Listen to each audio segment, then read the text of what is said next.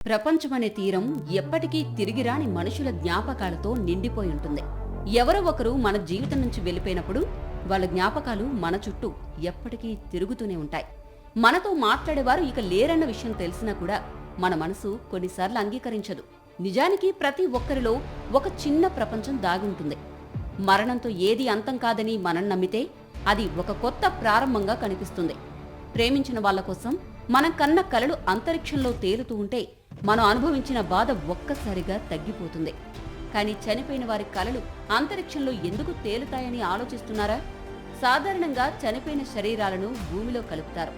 అయితే ఇప్పుడు 166 మంది జీవన గాథలు, వాళ్ల అవశేషాలు, అశేషమైన బంధాలు ఒక్కో చిన్న క్యాప్సుల్లా మారి ఒక రాకెట్లోకి ఎక్కాయి.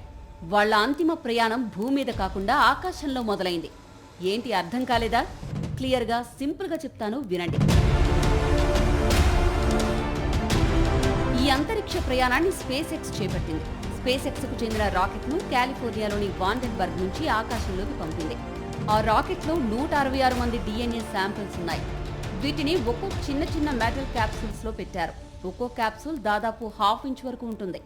ఇవి సెలెస్టిస్ అనే అమెరికా సంస్థ ద్వారా ఏర్పాటయ్యాయి. ఇది ఒక మెమోరియల్ ఫ్లైట్.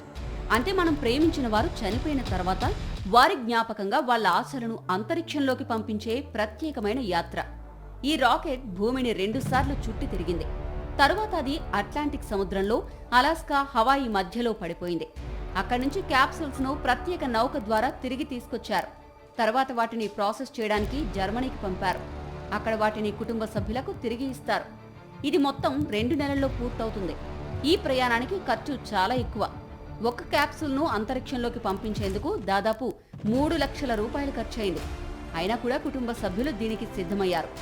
ఎందుకంటే ఇది వాళ్ల ప్రేమను చూపించడానికి ఒక ప్రత్యేక అవకాశం.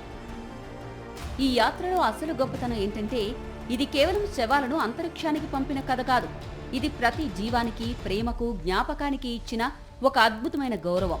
ఇక 166 మంది ప్రయాణికుల్లో ఒకరు మాత్రం మనిషి కాదు. అవును, అందులో శునకం కూడా ఉంది. ఫ్రాంజ్ అనే 13 ఏళ్ల లాబ్రడార్ కుక్క కూడా ఈ ప్రయాణంలో ఉంది. ఫ్రాంజ్ చనిపోయిన తర్వాత కూడా అతని బంధాన్ని భూమిపై మాత్రమే కాదు, ఆకాశానికి చాటాలి అనుకున్నారు అతని కుటుంబ సభ్యులు. ఇది ఒక కుటుంబం ప్రేమకు ఇచ్చిన గుర్తింపుగా మారింది. ఇలా ప్రతి క్యాప్సూల్ వెనుక ఒక జీవితం ఉంది, ఒక కథ ఉంది. కొందరైతే తమ తండ్రులను, మరికొందరు తమ తమ్ముళ్లను, ఇంకొందరు తమ బిడ్డలను నక్షత్రాల వైపు పంపించారు. ఎవరి గుండెల్లోనైనా ఒక శూన్యం ఉండొచ్చు గాని ఆ శూన్యాన్ని నక్షత్రాల వెలుగుతో నింపే ప్రయత్నమే ఈ అంతరిక్ష యాత్ర. ఇది కేవలం ఓ సెంటిమెంట్ కథ కాదు.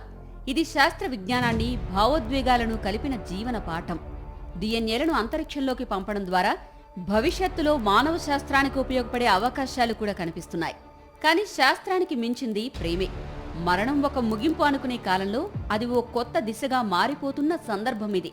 ఇప్పుడు మట్టిలో కలిపే కాలం కాదు, నక్షత్రాల్లో నిలిపే కాలం వచ్చింది.